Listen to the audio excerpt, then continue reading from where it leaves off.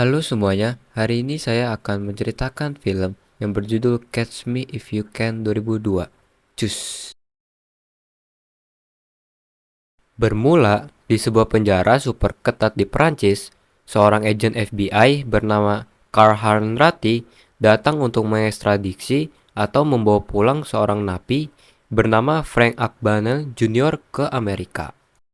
Mendapati Frank dengan sekarat, Carl pun memanggil petugas untuk membawanya ke ruang medis.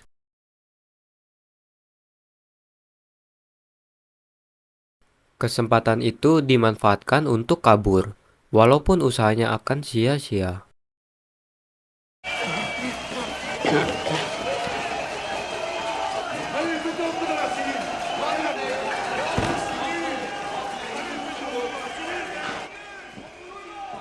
Okay, Carl.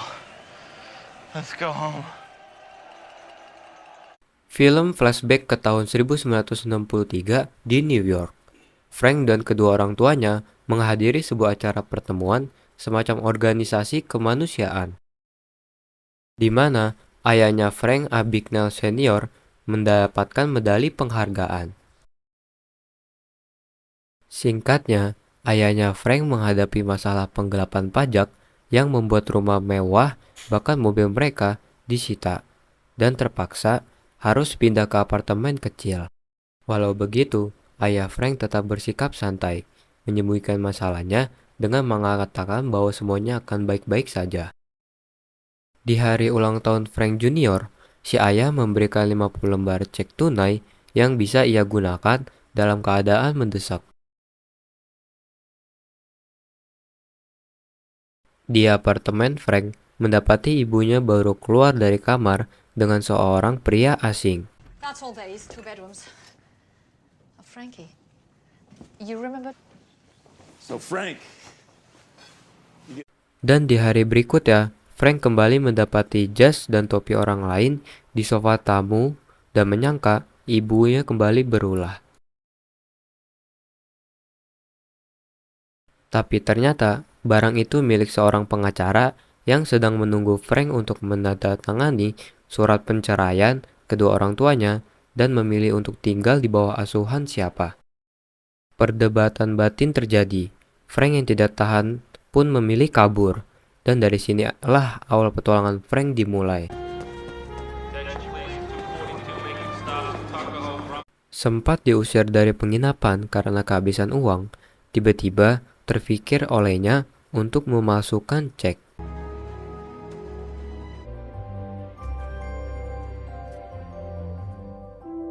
Walau berkali-kali gagal, Frank terus mencoba hingga terbesit pikirannya untuk menjadi pilot PNM gadungan.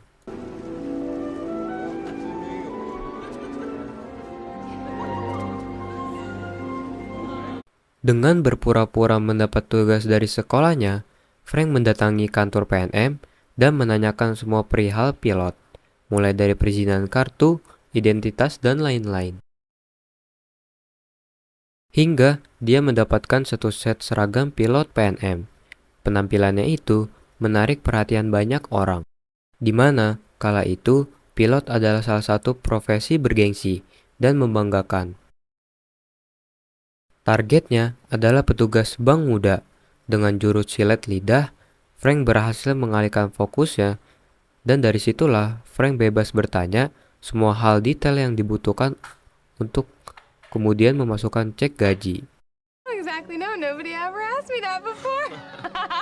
Hingga di mana ia berhasil mencairkan di hotel-hotel berbagai belahan dunia, hingga mencapai 2,8 juta dolar. Frank juga rutin mengirimkan surat kepada si ayah, mengabarkan dirinya yang sudah sukses dan memutuskan untuk bertemu di sebuah restoran mewah. Dan ayahnya pun bangga, walau tak curiga dengan kegadungan anaknya. Aksi Frank tercium oleh FBI, di mana salah satu agennya bernama Carl kemudian ditugaskan. Carl mulai melacak Frank dan menemukannya di hotel. Karena sama-sama belum pernah ketemu langsung, dia pun tertipu oleh aksi kepura-puraannya yang meyakinkan dari si Frank. Yeah, sure. Take my whole wallet. You want my gun too? Come over here, take my gun.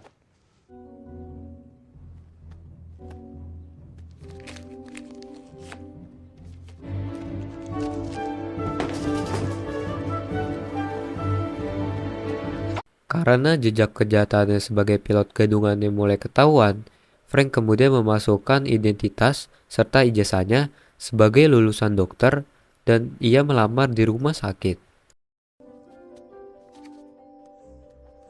Harvard Medical School, top of your class. Southern California Children's Hospital. Now listen. Dan Frank pun berhasil diterima. Yes, I will, Dr. Ashlyn. And if you're gonna be late, I suggest you bring a note. Miss Bassman. Di sana, Frank dekat dengan perawat muda bernama Brenda dan mulai jatuh hati dengannya. Ia pun melakukan enak-enak. Shouldn't you go? No. Ketika ingin bertemu Brenda di bandara Miami, tetapi ketika ia melihat Brenda diikuti oleh agen FBI yang menyamar.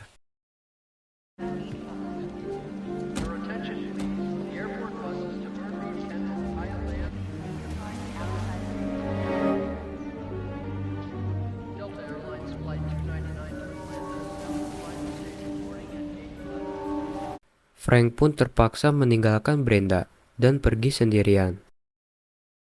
Karena jalur penerbangan diawasi ketat oleh FBI, Frank kembali menyamar sebagai pilot Pan Am dan merekrut gadis-gadis cantik untuk jadikan pramugari agar Frank bisa kabur ke Madrid. 8 young ladies to be a part of Pan Am's future. If you can use some exotic booze, there's a bar in far Bombay. Come fly with me, let's fly, let's fly. Dengan menggandeng pramugari gadungannya, Frank berhasil mengelabui Carl dan para FBI yang berjaga di sana. Selama 7 bulan, Frank terus menggelapkan cek dan mencairkan di belahan dunia. Hingga Carl mendatangi sebuah tempat percetakan cek di mana dengan bukti palsu buatan Frank. Carl dan timnya mendapatkan informasi bahwa cek tersebut menggunakan tinta yang hanya digunakan di Prancis. Germany, Great Britain, France. Carl pun melacak keberadaan Frank di Prancis dan menemukannya di sebuah pabrik percetakan.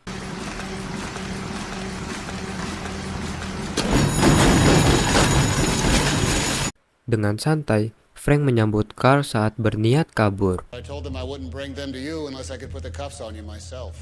It's me and you, so you're gonna have to catch me. Frank, you have to trust me on this. These people have been embarrassed. Carl pun mengatakan, di luar polisi, Prancis siap menembakmu. Atas perbuatannya, Frank dipenjara di Prancis selama 12 tahun.